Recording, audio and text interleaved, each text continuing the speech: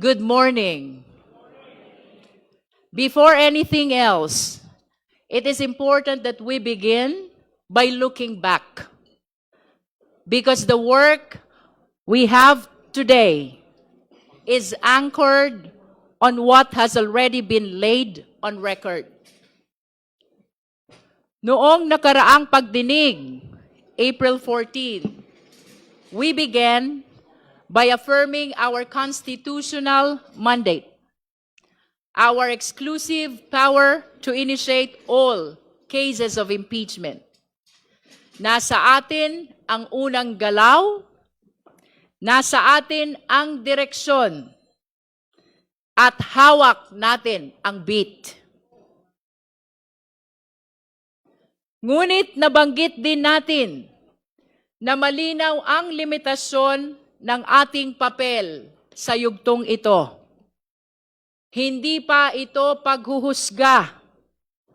Our task at this stage is simply to determine probable cause kung may sapat na batayan upang magpatuloy. As Congressman Benny Abante stated, sisilipin natin kung may usok. Dahil kung may usok, tungkulin nating hanapin kung nasaan ang sunog. During our last hearing, we formally recognized the complainants, Father Sabalya and his group, and of course, Attorney Cabrera. All of them were present, ready to face this committee and stand by their complaints. But there was one thing we could not ignore. Something that was right in front of us. The empty chair of the Vice President. Wala po siya nitong nakaraan. Habang nandito ang mga nagrereklamo, ang tanging humarap sa atin ay isang bakanteng upuan. And yet, with or without the presence of the Vice President, with or without her cooperation, tuloy ang mandato ng komite. At umusad nga ang ating pagdinig noong araw na iyon. First, we formally received subpoena documents, all of which are now part of our record. Second, we heard a statement of Ramil Madriaga, who testified for the very first time in a public hearing. Through his supplemental affidavit, we were confronted with a staggering allegation that confidential funds were spent not just in 11 days, but were purportedly disposed of within a mere 24 hours. Hindi 11 araw, sa halip 24 oras. Milyones na naubos sa loob lamang ng isang araw. Mabigat ang mga binitiwang salita ni Ramil Madriaga at minsan pa siyang naiyak habang binabasa ang kanyang supplemental affidavit. To back his words, he signed a bank waiver to prove that he has nothing to hide. During one exchange, Congresswoman Janet Garin recalled the formerly controversy and could not hide her frustration upon hearing Ramil Madriaga's allegation that the Vice President's campaign may have been financed by formally an assertion that if proven, further deepens the seriousness of the issues now before this committee.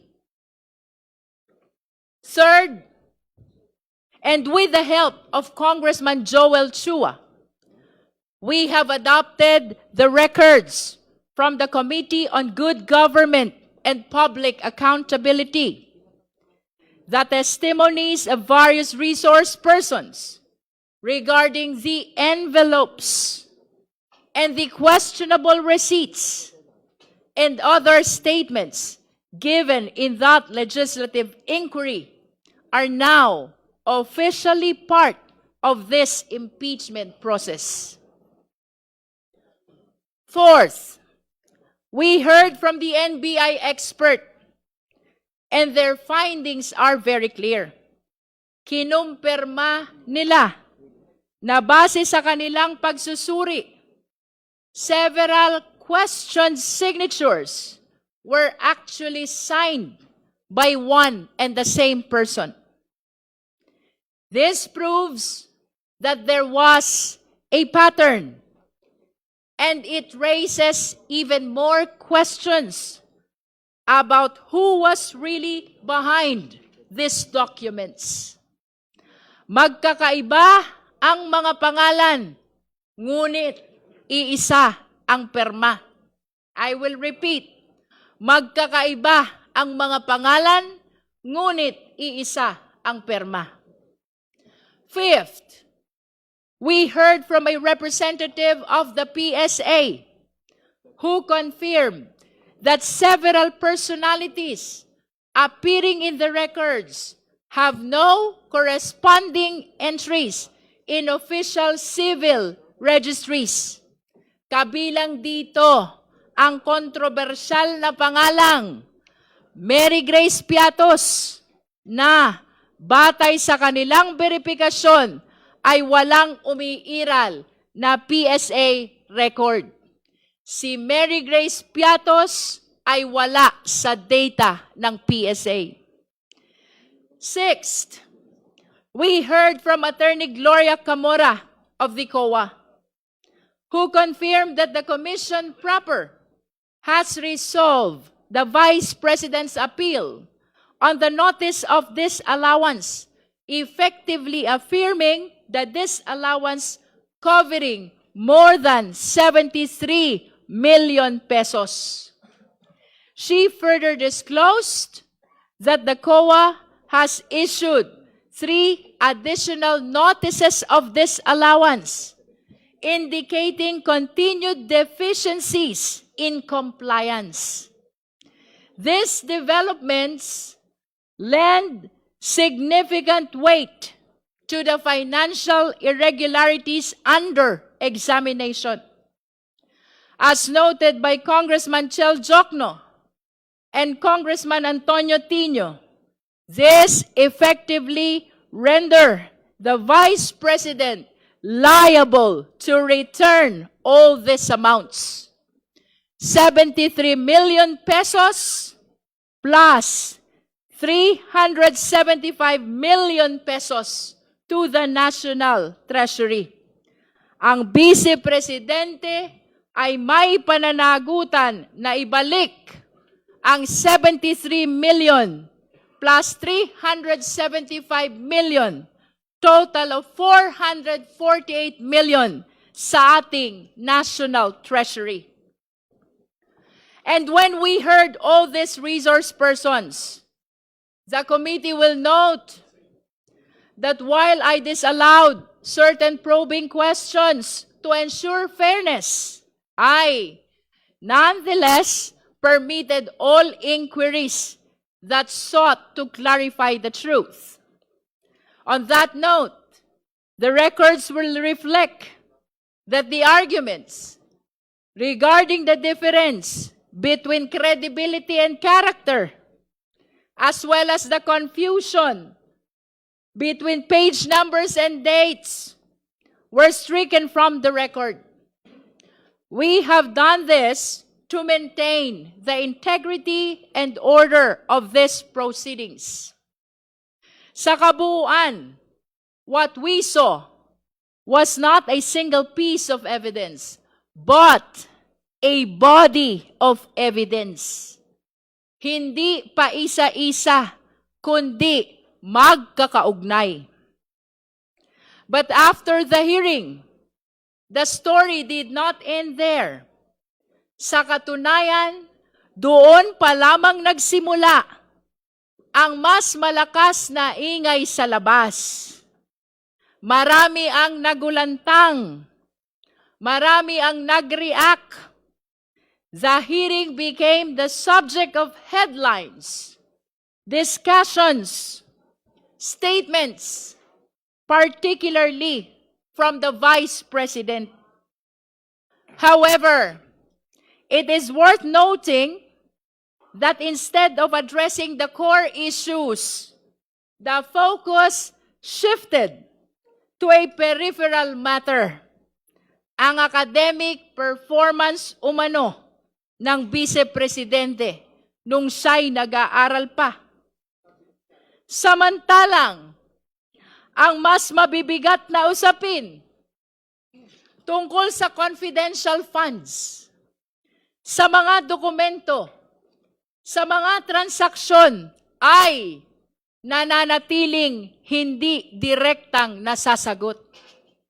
Kumbaga, sa 100 ebidensya, isa lang ang pinupunteriya. Let me be clear.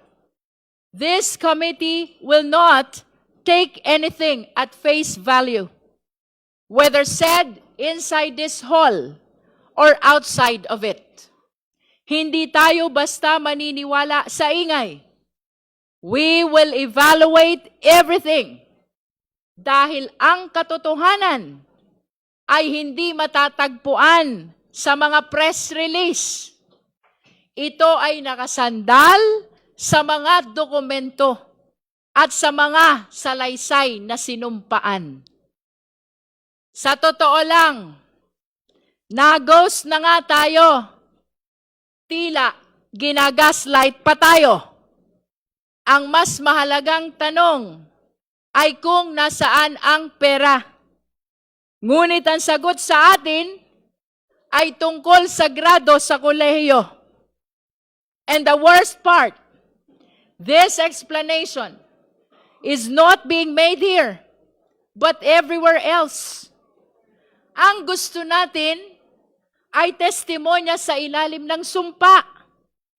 Pero ang ibinibigay sa atin, press release at content sa social media. Again, let us be clear. Hindi tayo basta maniniwala. We will evaluate everything. Madriaga's testimony, COA documents, NBI findings, PSA certifications.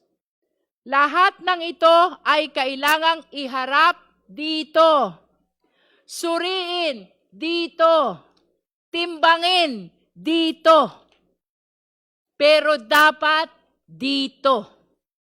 Humarap ang kailangang humarap. Manumpa at magpaliwanag. Dito sa committee ito. Because this is the proper forum. Hindi sapat ang magsalita sa labas. If there's anything to clarify, the best and the only place to do that is here, before this committee, under oath and on record. And that brings us to today. Ngayong April 22, malinaw, the work of this committee continues. Ang mga isyong inilahad ay hindi natapos noong nakaraan. Today, we expect further evidence from the Office of the Ombudsman, from the Bureau of Internal Revenue, from the Securities and Exchange Commission, and especially from the Anti-Money Laundering Council. We also anticipate testimonies that will help contextualize the data before us, and that includes from former Senator Sonny Trillanes. Kung mapapansin ninyo, ang pag-uusapan natin ngayon, mga numero, SALN, tax records from BIR, reports from AMLC. This is the part where the numbers have to be studied, compared, analyzed.